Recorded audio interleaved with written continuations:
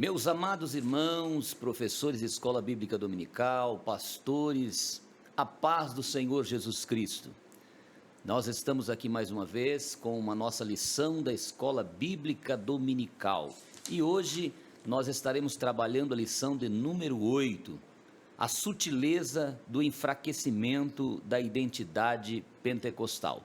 Estou aqui, eu, pastor Eliseu, pastor João César, para comentarmos sobre esse tão relevante assunto que marca, como diz o título, a identidade pentecostal. A Igreja Assembleia de Deus no Brasil nasceu com esta ênfase. Ela nasceu a partir de dois missionários, Daniel Berg e Gunnar Ving, que trouxeram esta chama pentecostal e que veremos nesta lição, não uma chama que iniciou com eles, claro, mas que iniciou no dia do Pentecostes, como promessa já do Antigo Testamento, dos profetas que profetizaram no Antigo Testamento, e esta promessa começou então nos dias do Pentecostes, seguiu-se por toda a igreja primitiva, a igreja medieval, e o tempo dos avivalistas, os homens de Deus que Deus usou no século XVIII, XIX e agora também no século XX, então mais especificamente aqui no Brasil, Assembleia de Deus com este movimento. Claro que falo do Brasil porque a nossa realidade, mas é Suécia, Estados Unidos que nos deram esse suporte logo no início da Igreja Evangélica Assembleia de Deus. Então, Deus abençoe a nossa convenção, pastor Nelson Lutemberg, presidente da Assembleia de Deus aqui do estado de Rondônia, toda a mesa diretora da convenção e todos os que param para assistir e participar destas aulas, que com carinho recebem alguns subsídios para ministrarem aos seus alunos no domingo. Deus abençoe a sua vida, esteja conosco enquanto estaremos aqui trabalhando este maravilhoso assunto. O nosso texto áureo diz o seguinte: e todos foram cheios do Espírito Santo e começaram a falar em outras línguas, conforme o Espírito Santo lhes concedia que falassem. Atos capítulo 2 e versículo de número 4. A verdade prática diz assim: a doutrina do batismo no Espírito Santo e o falar em línguas, como sua evidência, são um distintivo pentecostal mantido pela nossa igreja. Então, nós vamos, nesta oportunidade, trabalhar esta identidade pentecostal, que trata-se do batismo com o Espírito Santo, com a evidência do falar em línguas estranhas. Ou seja, como se sabe que alguém é batizado com o Espírito Santo? Quando ele fala em línguas estranhas.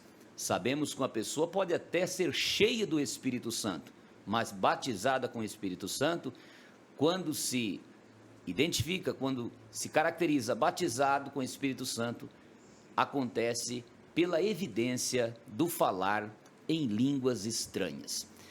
Nós temos o nosso texto que está em Atos capítulo 2, versículo 1 a 4, é a nossa leitura bíblica que deve ser lida em classe, e também 1 Coríntios capítulo 12, versículo 7 ao 11, que trata dos dons espirituais. São 9 dons ali reconhecidos como dons espirituais. São capacidades que Deus dá aos seus servos, aqueles que os servem. E aí nós estaremos então pulando essa parte, os irmãos estarão lendo e daremos aqui alguns subsídios, portanto, já indo para a sequência da nossa lição, onde estaremos tratando aqui mais implicitamente sobre essa sutileza que o texto vai dizer, é o nosso título, a sutileza, ou seja, essa maneira sorrateira de chegar e ir corroendo as bases daquilo que é pilar, é alicerce, é sustentação da obra de Deus na terra.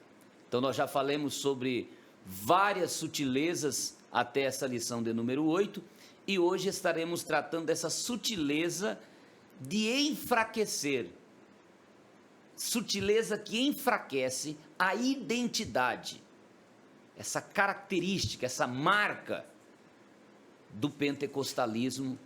E duas coisas são bem necessárias aqui nesse enfoque, que ao tratar dessa sutileza, essa sutileza ela trabalha em dois locais, que é em duas situações. A primeira, desfazer ou dizer que os dons espirituais eles não existem nos dias atuais. Foram para a época dos apóstolos e que não são para os dias de hoje.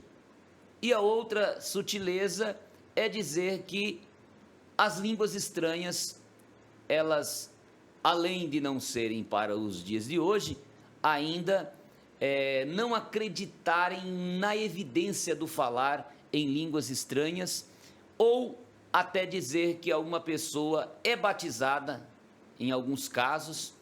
Outros movimentos, outros pensamentos dizem que a pessoa é batizada com o Espírito Santo, mas não fala em língua estranha, ou não precisa falar em línguas para se garantir que é batizada com o Espírito Santo. Então nós vamos aqui trabalhar essas duas situações, demonstrando que os dons espirituais continuam atualíssimos e que também o falar em línguas estranhas, como evidência do batismo com o Espírito Santo, é atual, é para hoje, e além de ser para hoje, é para todo crente.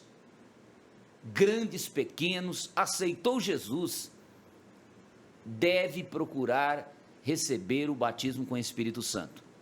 Todo crente deveria ser batizado com o Espírito Santo. E se ainda não é, como em alguns casos não o são, devem buscar. E isso nós tratamos em lições anteriores, como buscar o batismo com o Espírito Santo, qual atitude, qual é a postura, de que maneira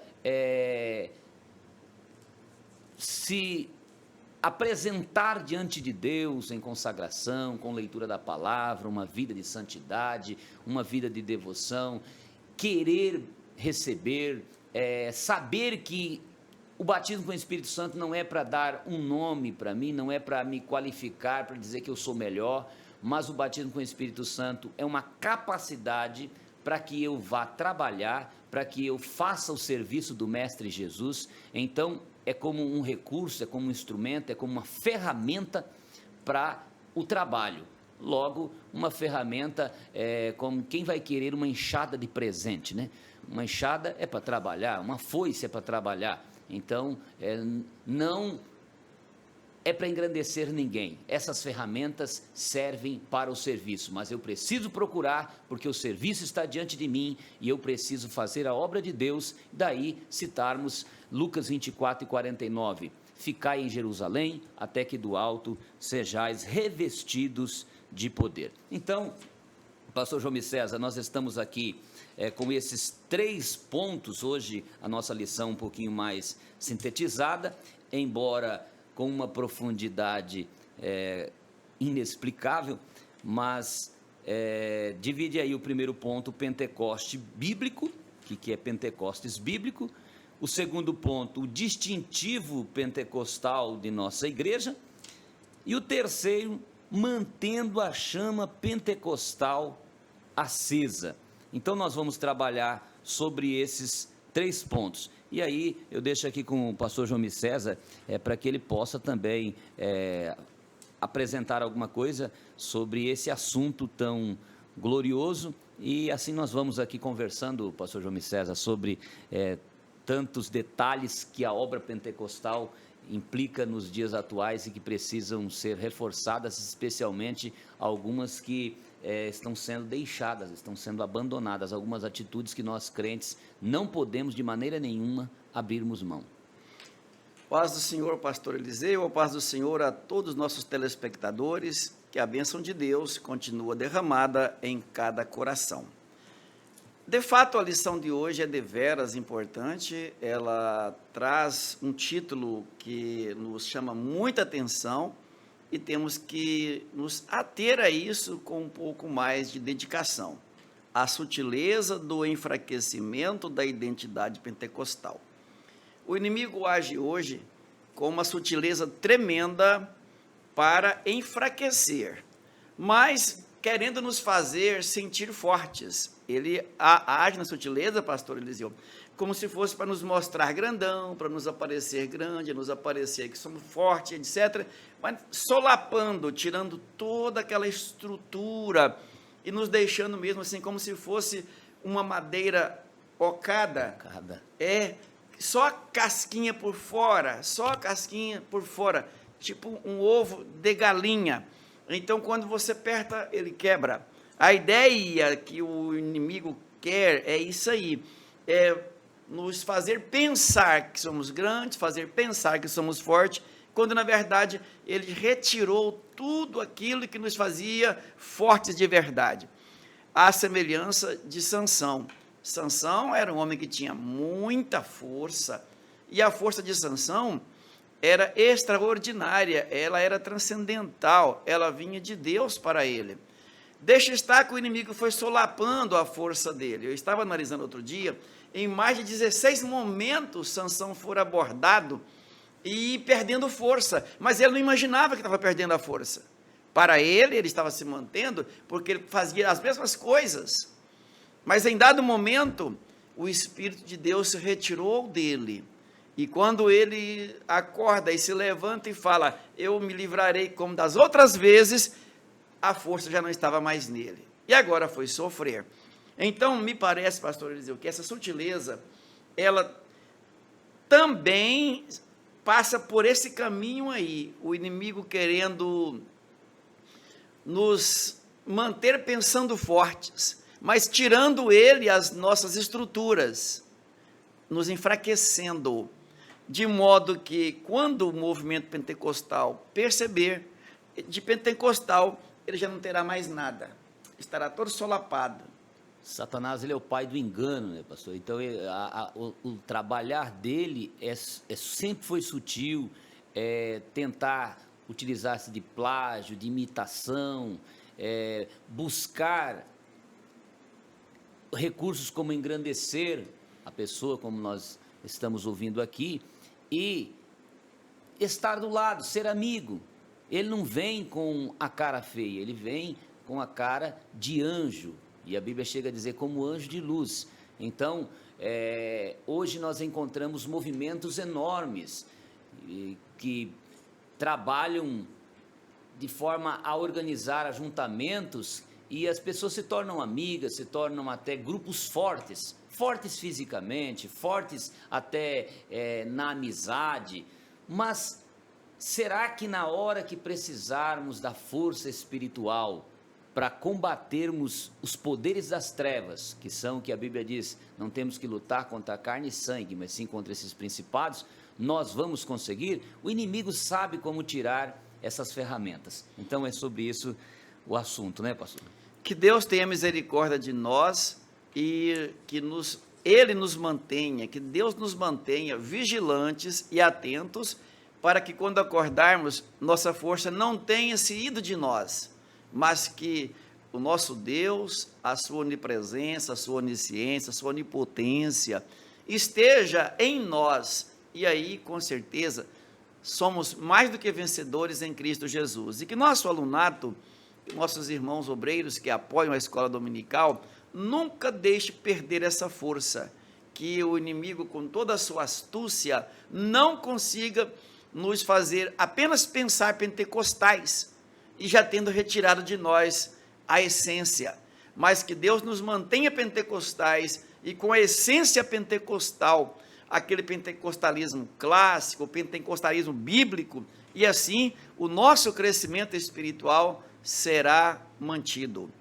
Então, no primeiro ponto, o Pentecostes bíblico, o nosso autor, o escritor aqui, ele dá para nós subsídios, mostrando que não é por qualquer fonte que a igreja ela é pentecostal, mas é a própria Bíblia que é a fonte do pentecostalismo bíblico. Não é um movimento qualquer, é alguma coisa que Deus planejou desde o começo. Jesus Cristo executou o plano da salvação, e o Espírito Santo, ele atuou grandemente assim, e presencialmente concedendo o Espírito Santo à sua igreja. Então, o Espírito Santo prometido. Vejamos que na Antiga Aliança, o Novo Testamento, ele faz promessas grandiosas, especialmente lá no livro do profeta Joel. Ele promete o Espírito Santo de um modo veemente, mas no mesmo Antigo Testamento, ele já nos mostra o Espírito Santo trabalhando desde o começo, como por exemplo na criação, na vida de Bezalel, na vida de Gideão, de Jefté e de outros mais que o Espírito Santo usava, mas com um diferencial. Naquela época, o Espírito Santo ele atuava não no que nós gostaríamos de enfatizar, que na sua deidade, mas ocasionalmente. O Espírito Santo é Deus, sempre foi Deus e continuará Deus. Então, a deidade dele não estamos colocando aqui. Apenas, pontualmente, ele usava pessoas determinadas e em épocas especiais para determinados fins, como, por exemplo, na criação, usando Bezalel, Gideão e Jefté. Também ele usou sacerdotes, reis, profetas e outros, mas em casos especiais. Assim era que o Espírito Santo agia na Antiga Aliança ou no Antigo Testamento.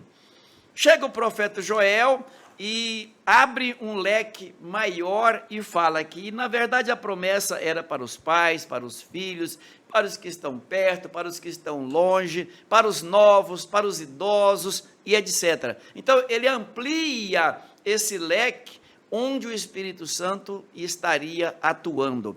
E no dia de Pentecostes, isso aconteceu de fato, quando o Espírito Santo fora dado sem medida. E aí ele alcançou todas as pessoas, não mais só sacerdotes, não mais só reis, não mais só juízes, não mais só profetas, mas o Espírito Santo ficou à disposição de todas as pessoas, bastando apenas uma coisa: crer, buscar, querer, e então o Espírito Santo ele é derramado sobre todos nós sem medida. Isso que ficou muito claro aqui, pastor Eliseu, no primeiro ponto. E ele finaliza dizendo: agora todos poderiam cumprir a missão de proclamar a mensagem do seu reino. Havia, né, pastor, no Antigo Testamento, um desejo enorme dos profetas, dos crentes, de serem usados por Deus. Nós vemos quando Moisés, ele coloca as mãos sobre alguns 70 e o Espírito Santo vem. 2 que eram para estar na reunião não receberam ali, mas receberam lá, porque o Espírito Santo é Deus e estava lá. Aqueles lá já representavam os que estão longe, né? Os que estão longe. A nossa geração já sendo abençoada, desde aí, lá de Moisés. E foram questionados, né? Alguém quis questionar, né? Mas por quê? Quem dera que Deus desse do seu Espírito para todos. Mas no Antigo Testamento nós sabemos que Isso percebeu que o desejo de Moisés foi cumprido? Que Moisés disse: quem dera que o Senhor desse o Espírito a todos. Esse quem dera, se o Senhor fizesse isso. Um dia de Pentecostes, Deus cumpriu, que maravilha. Graças a Deus. E aí vem Ezequiel, né, falando sobre o rio, né? Profetizando N vezes sobre esse derramamento do Espírito Santo como um rio, e o profeta Isaías, e então vem Joel falando também. Mas antes de Jesus morrer, havia então esse embaraço. Algumas pessoas recebiam, mas há um diferencial: o Espírito Santo não fazia dessa pessoa uma morada. Eles tinham era uma capacidade, era uma unção, em alguns momentos eles eram cheios, mas a Bíblia usa muito a expressão, e caiu o Espírito Santo sobre eles, e veio o Espírito Santo sobre eles. Então Eliseu, por exemplo, mesmo como um profeta, ele tinha que resolver um problema na guerra, e ele diz, tragam os cantores, a importância de quem louva, né? E aí os cantores começaram a louvar, e ele estava muito aborrecido com tanto pecado, com tanta coisa errada, com atitudes tristes daqueles reis profanos. Então ele, naquela tristeza, ele traga alguns cantores, e quando os cantores começaram a cantar, então o Espírito Santo vem sobre ele, e ele começa a profetizar e transmitir a mensagem que precisava ser transmitida. Agora, no Novo Testamento há esse diferencial, porque a palavra é e derramou. Joel. Sem medida. O Espírito Santo será derramado. E aí não será mais só sobre a nação de Israel. Porque a nação de Israel, ela foi escolhida, capítulo 12 de Gênesis, para levar o evangelho a todas as nações. Mas mesmo eles, nem todos podiam receber. Não era uma promessa para todos. Reis, profetas, sacerdotes tinham esse privilégio, e algumas pessoas específicas. Agora, diz Joel, será sobre o servo, sobre a serva, sobre o que está perto, sobre o que está longe, e a todos quantos o Senhor nosso Deus o chamar. E essa missão que era de Israel, agora passou para a igreja. A igreja, hoje ela faz a função que Israel deixou de fazer, rejeitando Jesus Cristo, e agora a igreja cumpre esse papel, mas cumpre o papel com um recurso muito maior do que os judeus tinham na época verotestamentária. Agora, com a condição de todo crente ser cheio do Espírito Santo. E Deus espera que nós busquemos realmente, que todo crente seja cheio. Daí o apóstolo Paulo dizer em Efésios capítulo 5, dizendo assim, vede prudentemente como vocês estão andando, versículo 14 em diante, não sejam nécios, mas sejam pessoas espertas, atentas, sóbrias. Diz, desperta tu que dormes, levanta-te dentre os mortos e Cristo vai te esclarecer. Veja prudentemente, diz, remindo o tempo por quantos dias são maus, e não percam tempo com lazeres, com coisas, não embriagueis com vinho, ele utiliza essa expressão. Aí ele diz assim, mas escolha o melhor, enchei-vos do Espírito Santo. Então, o segredo da vitória de qualquer crente, aceitou Jesus, é ser cheio do Espírito Santo. Ninguém precisa ser uma pessoa paupérrima espiritualmente. Todo crente, independentemente de raça, de cor, de poder econômico, ele pode, e é o sonho de Deus, que ele seja cheio do Espírito Santo para fazer esta obra. Daí, pastor, nós vemos aqui nesse primeiro ponto, o Pentecostes bíblico. Por que tem um Pentecoste que não é bíblico, então? Com certeza, há muitas manifestações que parecem pentecostais, mas não são. É aquilo que nós começamos a falar na sutileza. É aí que entra a sutileza, aquilo que parece, mas não é. Então, nós somos pentecostais bíblicos, ou pentecostalismo clássico ou bíblico, porque é o pentecostalismo de raiz, aquele pentecostalismo que pratica tudo com decência e com ordem, aos moldes da Bíblia Sagrada. Então, essa questão é que é séria, que inclusive seria um terceiro modo que se teria para abarcar aí a sutileza do adversário contra o verdadeiro pentecostal, ou a verdadeira identidade pentecostal. Seria, então, por aí, o modo que o inimigo agiria numa sutileza para apresentar alguma coisa que parece, mas não é, pastor. Isso parece que começa, pastor, com pessoas que querem, ao invés de elas serem usadas pelo Espírito Santo, porque o Espírito Santo, o texto lá de 1 Coríntios 12 vai dizer, e o mesmo Espírito usa um no dom da sabedoria, e o mesmo Espírito usa o outro no dom do conhecimento, o mesmo Espírito usa o outro no dom de profecia, o mesmo Espírito usa no dom de línguas, e assim, os 9 dons, mas diz, e o mesmo Espírito opera todas essas coisas, distribuindo a cada um como ele quer, conforme a capacidade ou ou a disposição, ou ele vê a necessidade, e ele, da maneira que ele quer, ele usa aquela pessoa em determinado momento, determinada época. Como que ele vai usar uma pessoa em dons de curar se não tem uma pessoa doente? Mas se eu sou uma pessoa que eu visito os doentes, automaticamente sou uma pessoa que preciso de um dom dessa natureza. Então, de repente, o Espírito Santo vai ver ali um solo fértil e vai usar-me em dons de curar. Então, o Espírito Santo usando cada um da maneira que ele bem quer. Aí, o que acontece? Quando nós queremos usar o Espírito Santo, não dá certo. Que é o que nós vemos pessoas, por exemplo, eu já vi pessoas tirando o paletó dele e colocando sobre alguém para ver se o milagre acontece ali, porque ele tem muita unção, ele orou, ele consagrou, jejuou, mas tem isso na Bíblia onde? O outro, manto, né? Joga o manto. Onde tem isso que joga manto vai resolver o problema? E aí vem, ora por um copo de água vai resolver o problema? Se Deus direcionar, Jesus fez isso, o Espírito Santo tem as suas multimaneiras de trabalhar, multiforme graça. Uma vez Jesus cuspiu no chão e fez lodo e passou no olho do cego, falou, vai e lava, porque o Espírito Santo dá a direção, e conforme a direção pode até ser feito algumas situações, mas eu tenho que ter certeza. O pentecostalismo clássico, ele não utilizava esses recursos. Ele não utiliza, não é que ele não utilizava, ele não utiliza. Agora, se o Espírito Santo direciona a fazer, deve ser feito. Uma mulher tinha 2 dias que estava endemoniada, foi trazida de uma cidade vizinha, e ela cuspia assim, uma forma que estragava tudo o ambiente, e a gente ia resolver o problema do jeito que ia, não dava nem tempo de você falar. Então o Espírito Santo falou, você tem que colocar a mão na boca, pá. E aí, tampei assim a boca, expulsei, o demônio foi embora na hora. Ai, maravilha. Esquisito a situação, mas fazer o quê? Você tem que pedir uma direção para Deus e resolver, mas não é um método. É um negócio muito, muito difícil. Não vira regra, não vira regra, né? Não vira regra.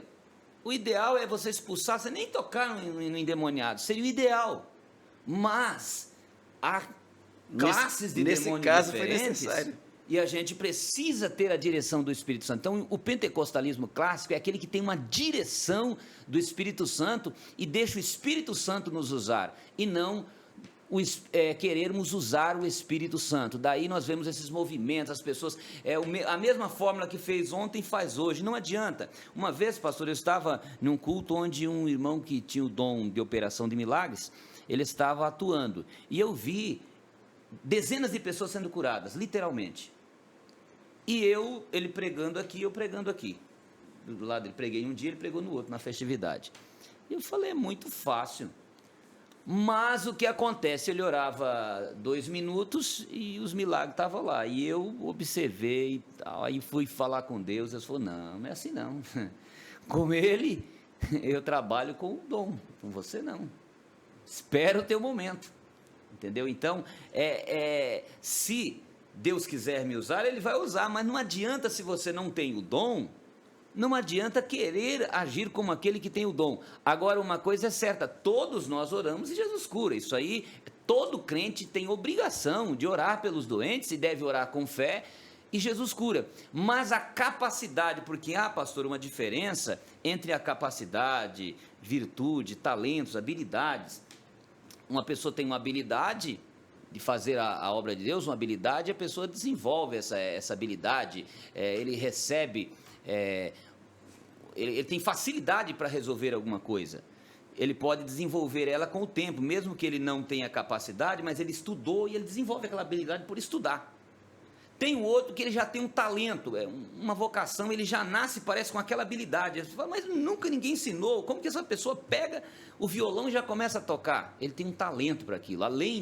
Aí desse talento desenvolve mais habilidade ainda.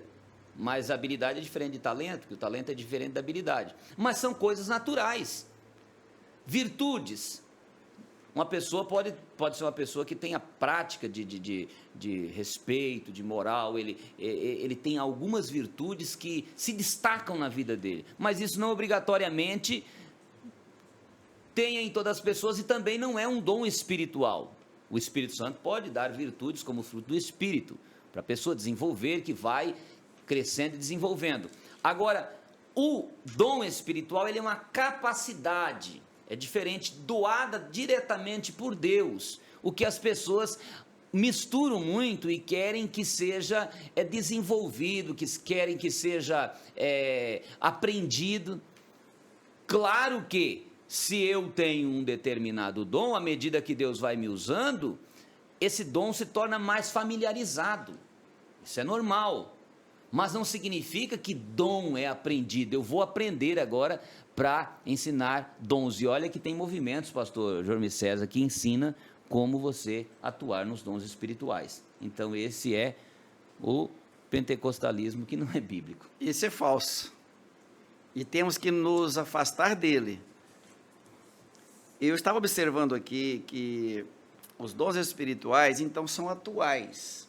Por exemplo, aqui no segundo ponto, o dispositivo pentecostal de nossa igreja, a marca do pentecostalismo é o distintivo da nossa igreja. Somos uma igreja pentecostal, uma igreja que nós cremos na atualidade dos dons espirituais e também cremos no batismo com o Espírito Santo, com a evidência inicial de falar em línguas estranhas. E isso não é por vontade humana, isso é por uma capacitação, por uma intervenção direta de Deus. Batismo com o Espírito Santo vem de Deus, vem do Espírito Santo, e não da própria habilidade humana. Falar em línguas estranhas não é aprendido numa escola e nem repetir aquilo que alguém ensinou. É algo dado pelo Espírito Santo. Agora, o que pode, às vezes, atrapalhar um pouco as pessoas receberem o batismo com o Espírito Santo, também é algo humano, ficar pensando que não é do Espírito Santo o falar em línguas estranhas, e incorre naquela negação da atuação dos dons espirituais.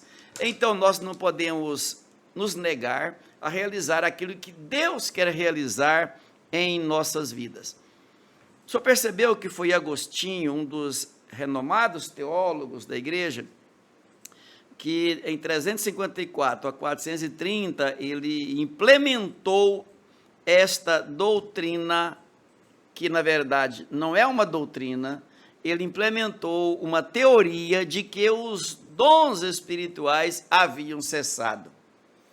É interessante isso, não é, pastor? Porque quando nós vamos estudar na igreja, é só fazer o levantamento, e não poderia ser diferente, pastor. Por exemplo, Irineu, Orígenes, todos aqueles homens de Deus que começaram no início, eles defenderam os dons espirituais e até as línguas. Por quê? Porque toda pessoa que busca a presença de Deus de verdade vai perceber que Deus é um Deus de milagre. Cessar os milagres na operação, no trabalho da pregação do Evangelho, cessou a pregação do Evangelho.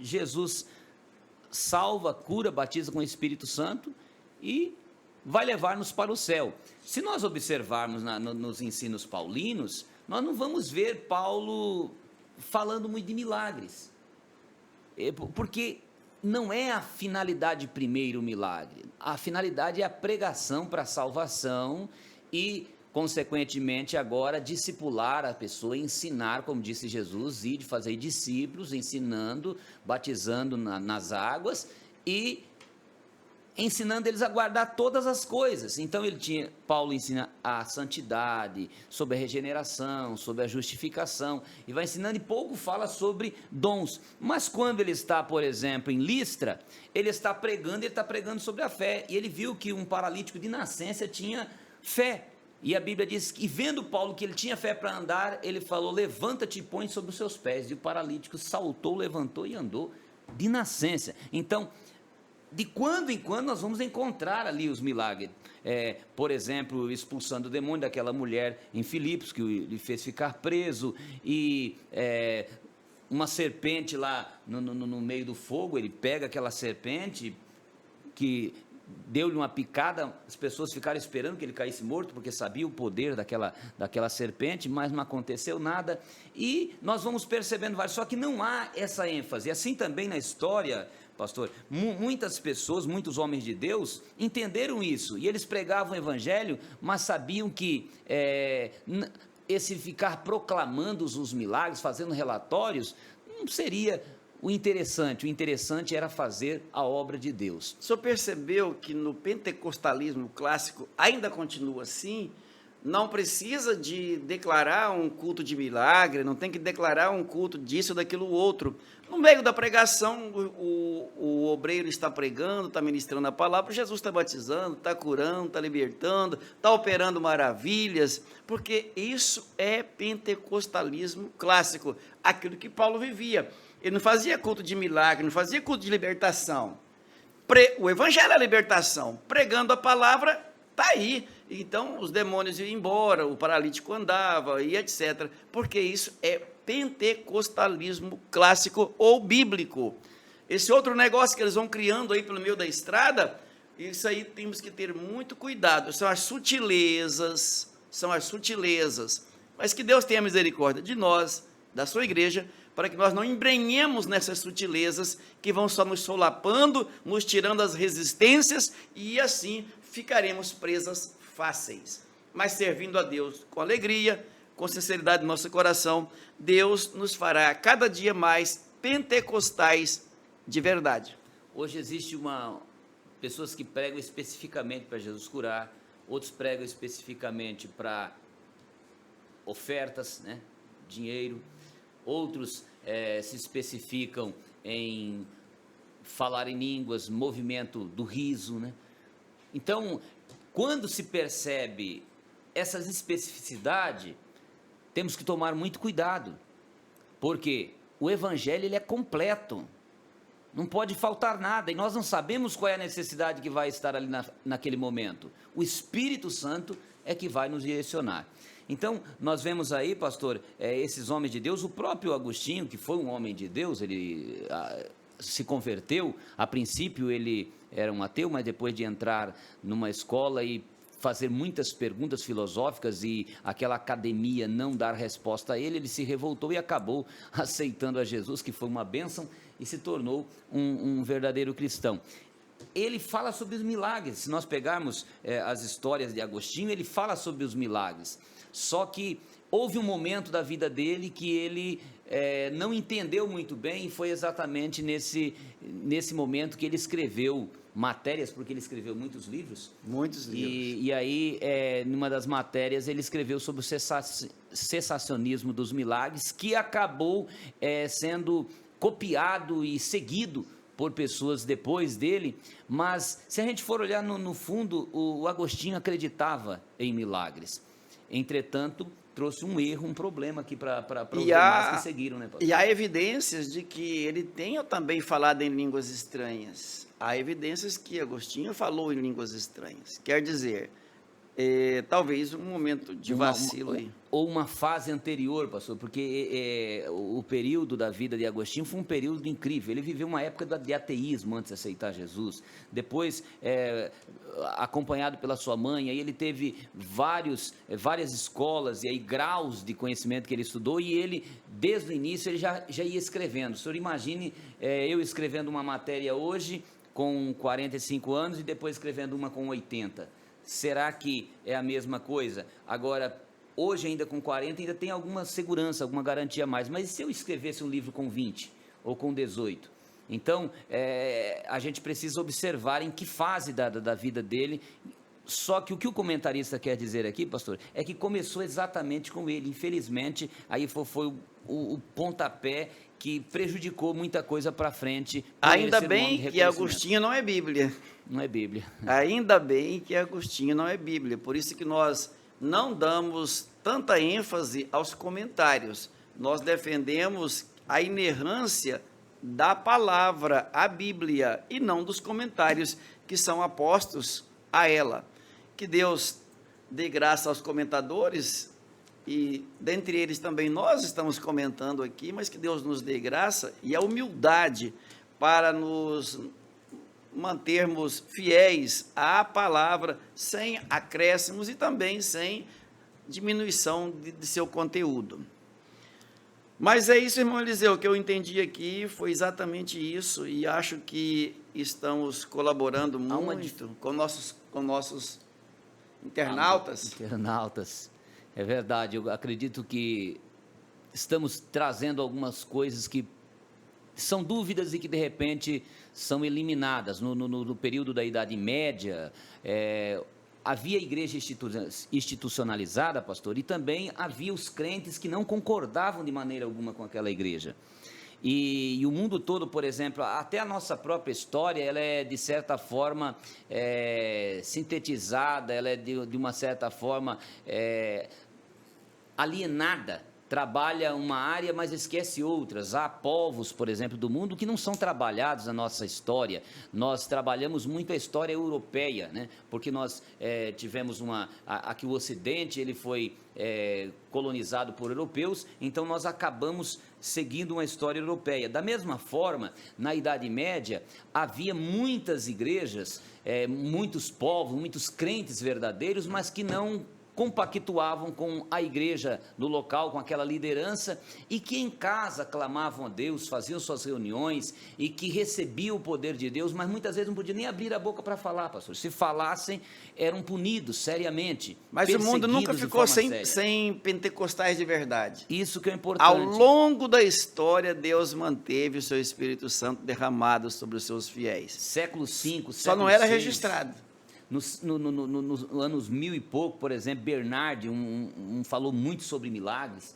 Depois nós vamos, isso século XI, né, aí nós vamos seguindo os grandes movimentos que aconteceram já a partir do século XII, XIII, XIV, né, com John Hus e aí os irmãos Lombardes também, depois a situação do próprio Jerônimo Savonarola, que antecede a Reforma, né, e aí depois vem então a Reforma com Lutero, e aí então não parou mais essa história, porque ficou mais próxima a nós, e os livros que outrora não existiam, agora começou a surgir a imprensa, e aí se publicou muito mais. Então não é uma questão de não existência, a questão é a publicação, as condições financeiras, e toda uma realidade que envolveu a Idade Média, que, diga-se de passagem, foi conhecida como Idade Negra da Igreja.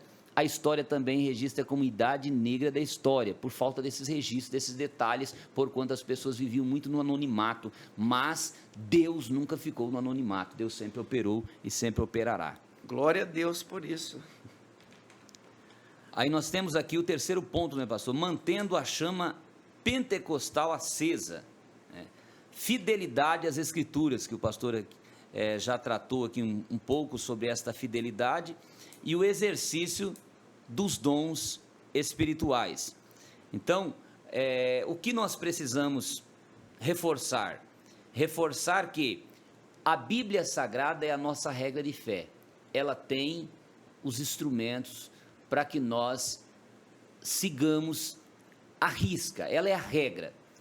No ano de 1906, nós sabemos que houve ali na Rua Azusa, esse movimento pentecostal, ele retomou novamente. Alguns pensam que ele começou ali, engano puro. Nós vamos ter história, por exemplo, de John Wesley, que vinha antes, os milagres que estão lá, ainda na Inglaterra existe. Se chegarmos na igreja onde John Wesley congregava, tem lá uma coluna anotada, os milagres, N milagres, que aconteceram nos dias de John Wesley, para quem quiser ver. E aí nós temos aí esta sequência, mas não foi exatamente ali, na Rua Azusa, que começou isso. Na Suécia, já há movimentos desde 1901 ali, que deu impacto cá para a Rua Azusa. Então, aqueles negros, aqueles escravos, que era um grupo de escravos, tiveram um privilégio de serem visitados por Deus. É interessante que Deus, ele não olha para a situação econômica, e foi exatamente ali que houve um impacto tão grande, que pessoas de diversas partes do mundo vieram então agora para os Estados Unidos, a fim de receberem ou entenderem melhor isso. No caso de Daniel Berg, por exemplo, ele vem da Suécia e ele é instruído, diferente de Gunnar Wingre, ele é instruído por Levis Petrus, enquanto Gunnar Wingre, ele já tinha instruções aqui já nos Estados Unidos. Então, quando Daniel Berg vem,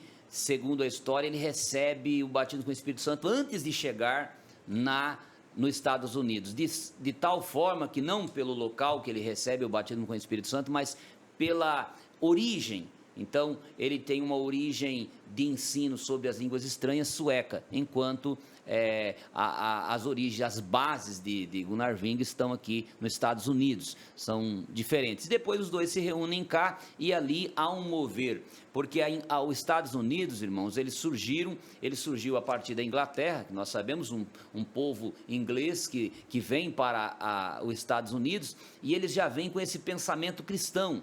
Então, quando eles se instalam ali, eles recebem um fervor maravilhoso, e parece que em meio ao sofrimento, o fervor, parece não é verdade, em meio ao sofrimento, sempre nós buscamos mais a Deus, e então os estadunidenses se dedicaram muito, e foi ali que surgiu então uma grande obra que expandiu-se para todo o mundo, e graças a Deus para o Brasil também, que é o caso de Daniel Berg e Gunnar Wingre, e depois, na sequência, vieram dezenas de missionários, tanto da Suécia quanto dos Estados Unidos, para nos dar suporte aqui no Brasil. Mas a obra pentecostal não parou, e nós continuamos com esta obra pentecostal, porque, repetimos, ela não nasceu ali na rua Azusa, ela nasceu no dia de Pentecostes, e isso é tão verdadeiro, pastor João César, aqui. Várias vezes, quando pregando, tive experiências, não dá para contar às vezes, de estar pregando o evangelho e a pessoa vir aceitar Jesus. Não era culto que nós chamamos pentecostal, embora sejam pentecostais, e até mais pentecostal do que algumas pessoas pensam, porque é diferente pentecostalismo de barulho, reteté, essas coisas não tem nada a ver. Nós já falamos aqui, cai aqui, cai ali.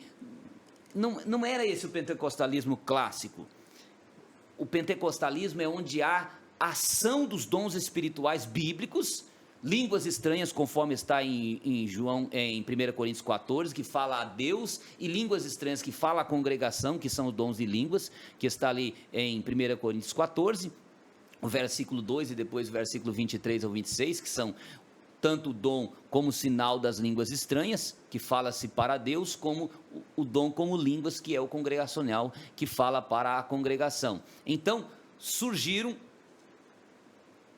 está surgindo aqui em 1906, mas segue-se pela Bíblia. Então, nós vivemos esse movimento pentecostal desde 1911 até os dias atuais, mas seguindo os moldes da Bíblia Sagrada, porque nada nos convence que precisamos deixar a Bíblia Sagrada, e se não estiver nos moldes da Bíblia Sagrada, não vamos aceitar. Daí, repito, a questão de estar pregando o Evangelho, uma pessoa vir aceitando Jesus como Salvador e falar em línguas estranhas, imediatamente. Depois, irmos perguntar que conhecimento esta pessoa tem do Evangelho ou da igreja, e são pessoas que pouco tinham ouvido falar do Evangelho, nunca ouviram falar em batismo com o Espírito Santo, mas estavam falando em línguas estranhas. Há casos de pessoas distanciadas que vêm também falando em línguas estranhas, mas daí é um renovo, é pessoas que já ouviram, e de repente alguém pode dizer, não, mas ele já ouviu, então por isso que recebeu ali e falou em línguas estranhas. Mas N situações de pessoas que vêm à frente e que nunca ouviram falar de línguas estranhas e vêm aceitando Jesus, derramando lágrimas e falando em línguas estranhas. Durante esses 100 anos da igreja Assembleia de Deus e de outras igrejas que também seguem esse pentecostalismo clássico, repete-se esta cena sem que ninguém espera.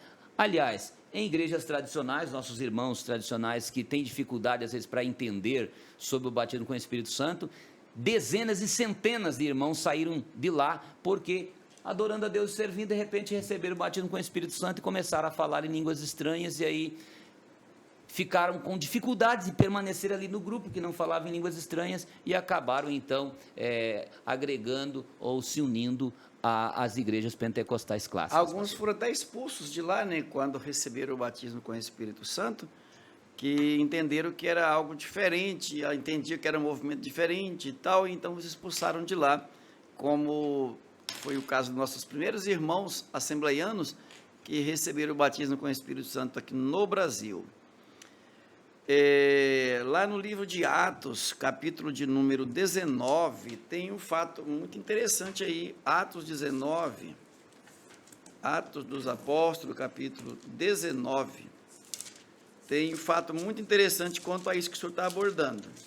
Por exemplo, na terceira viagem missionária de Paulo, quando ele prega o evangelho lá em Éfeso, aparece o seguinte: e sucedeu que, enquanto Apolo estava em Corinto, Paulo, tendo passado por todas as regiões superiores, chegou a Éfeso, achando ali alguns discípulos. E disse Paulo: recebestes vós o Espírito Santo quando crestes? E eles disseram: nós nem ainda ouvimos que haja Espírito Santo. Perguntou-lhes então: em que sois batizados? E eles disseram: no batismo de João. Mas Paulo disse: certamente João batizou com o batismo do arrependimento, dizendo ao povo que cresce no que após ele havia de vir, isto é, Jesus Cristo. E os que ouviram foram batizados em nome do Senhor Jesus. E impondo-lhes Paulo as mãos, veio sobre eles o Espírito Santo, e falavam línguas e profetizavam. Quer dizer, eles não tinham muita ou nenhuma instrução acerca do que era o batismo com o Espírito Santo. E nem precisa ter, porque eu já disse aqui algumas vezes que as coisas de Deus, você não precisa entender, você precisa obedecer. Aquilo que Deus manda fazer, você pode não entender, mas se obedecer, está resolvido. Crê no Senhor Jesus Cristo, pronto, se você creu, está resolvido a sua questão espiritual com relação à sua salvação. Com relação ao batismo com o Espírito Santo, é a mesma coisa, creia. Você pode não entender nada de Espírito Santo, como esses irmãos aqui não entendiam, de Atos 19. Eles nem sabiam que existia Espírito Santo, e Paulo fala para eles, eles creem, e Paulo ora por eles, e eles recebem o Espírito Santo, e já começam também a falar em outras línguas e a profetizar, pastor Eliseu. Maravilhoso, né, pastor? A verdade bíblica do batismo com o Espírito Santo, ela é tão evidente que Jesus já é anunciado por João Batista, como está aí, e a referência de Mateus 3:11 é muito interessante, quando João Batista diz: eu vos batizo com água para o arrependimento, mas após mim vem um que é mais poderoso que eu, ele vos batizará com o Espírito Santo e com fogo. Ele falava exatamente desse batismo, não do das águas, mas do batismo com o Espírito Santo e com fogo. E aí, quando nós vamos para o ID de Jesus, em Marcos 16, está dizendo assim: esses sinais seguirão aos que crerem, em meu nome expulsarão os demônios e falarão em novas línguas. Por que Jesus coloca em evidência este sinal? Então, aquele que crer em mim expulsará demônios. É como se isso fosse automático. Aceitou a Jesus, creu em Jesus, é para fazer esses trabalhos, é para sair fazer a obra. Por isso que o senhor disse que ao a pessoa chegar lá na frente, aceitando Jesus como Salvador, já era batizado com o Espírito Santo. Já era batizado. Porque não precisa entender, precisa crer. Creu, está resolvido o problema. Aí pegarão em serpentes, se beber alguma coisa mortífera, não lhe fará dano algum, e porão as mãos sobre os enfermos e serão curados. É conforme a direção do Espírito Santo, a pessoa vai sendo guiada. Mas, interessante, falarão em novas línguas. Aí, no dia de Pentecostes, começa todo esse processo. Então, eles começam a falar em línguas, e ali, aproximadamente 17 nações ouviam eles falarem em línguas diferentes. Mas eu creio, pastor João César, que aqueles irmãos não estavam entendendo o que eles estavam falando, porque era tanta língua que eles sabiam a língua deles, talvez uma língua a mais, mas falar ali aquelas 17 línguas ali, sendo os judeus ali, aqueles 120, era impossível. Então, eles não estavam entendendo o que eles estavam falando, mas não precisa entender, importa que Deus esteja no controle e que eu tenha convicção de que Deus está me usando. Então, o dom é isso, não é uma capacidade que você vai decorar, que você vai aprender. Tem pessoas que falam, aprender uma língua inglesa, francesa, é porque Deus te usou e você aprendeu. Então, quando Jesus diz falarão em novas línguas, é que você vai estudar o alemão, o francês, o italiano, e vai aprender e depois vai pregar nessa língua. Não, quando Jesus está falando ali, falarão em novas línguas, ele está dizendo, olha, é para você pregar o evangelho, não tema. Se você for ao fim do mundo, a língua lá é complicada, não se preocupe. Eu tenho poder para, através do meu espírito, te usar para pregar naquela língua sem que você tenha estudado.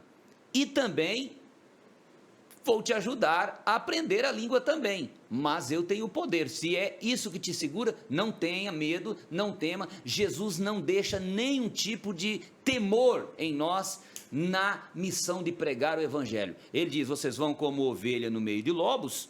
Olha que complicado, né?